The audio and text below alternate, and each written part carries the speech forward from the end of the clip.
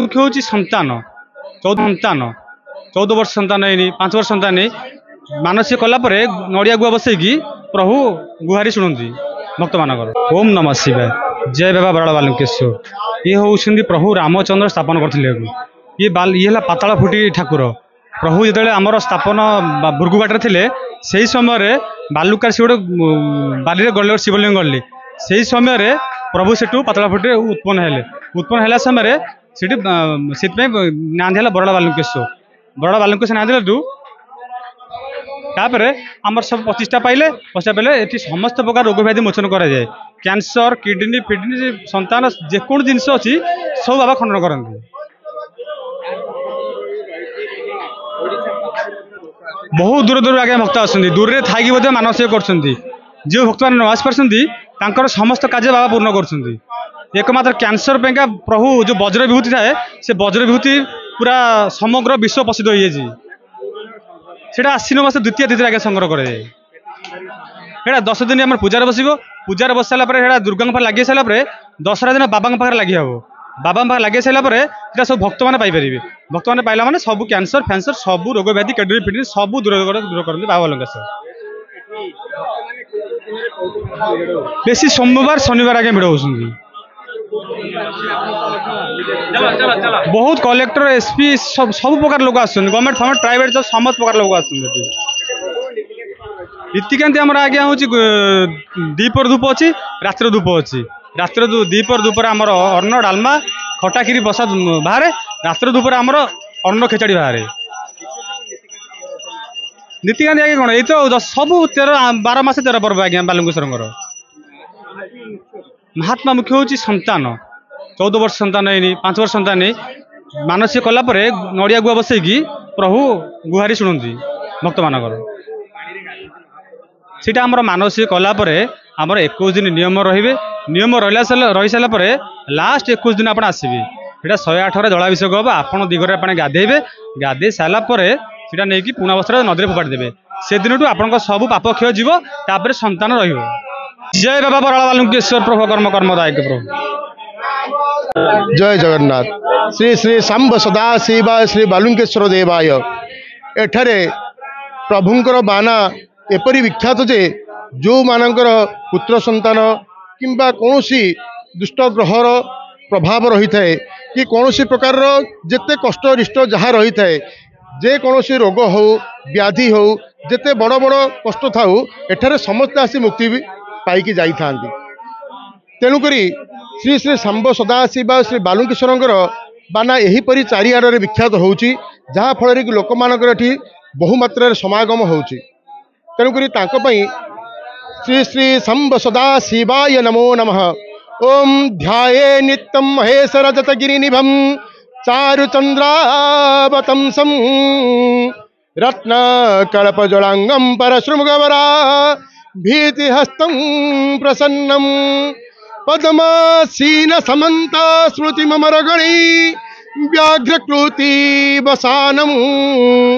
विश्वाढ्यम विश्वबंधम निखिल भयहरम पंचवक्त्रम त्रिनेत्रम चंद्राकाग्निविलोचनम स्मितमुखम पद्मद्वयंत स्थितम मुद्रा पाशमृगाक्षम स्तोत्र विलसद पुण्येन्दु कंताप्लुतम कोटिरेन्दुगल सुधाप्लुततनु हाराधिभुस्व जलमु कंता विश्व विमोहनम पशुपति मृत्युंजयम भावयेत ओम काल कालाय कालाग्निश्वराय सांब सदाशिवाय महामृत्युंजयाय श्री श्री बालुकेश्वर देवाय नमः। तब चरणार बिंद जोड़े शतकोटी नमस्करोमि। श्री श्री पार्वतीपति हर हर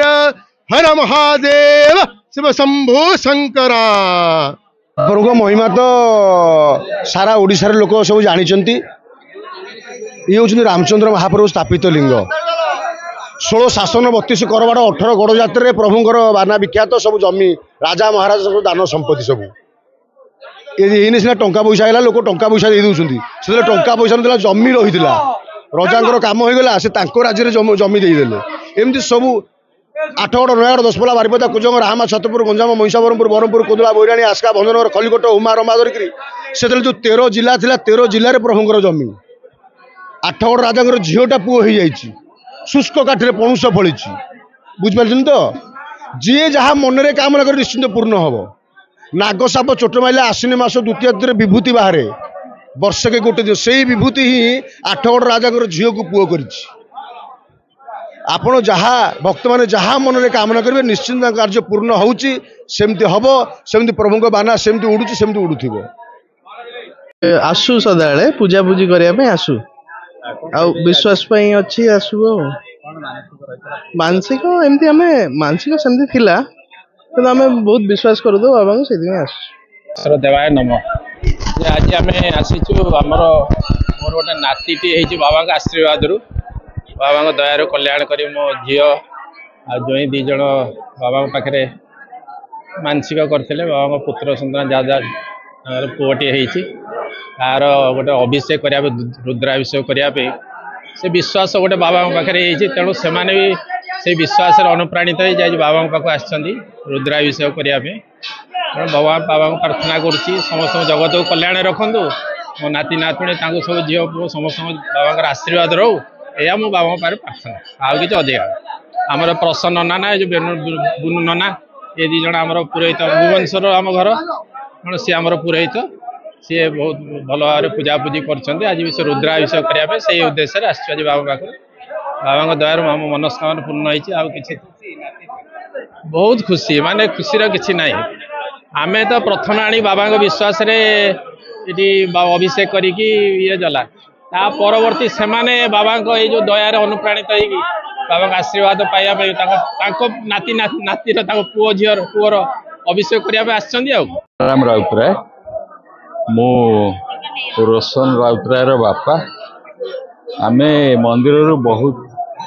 उन्नति पाइछु एवं ठाकुरंकर जो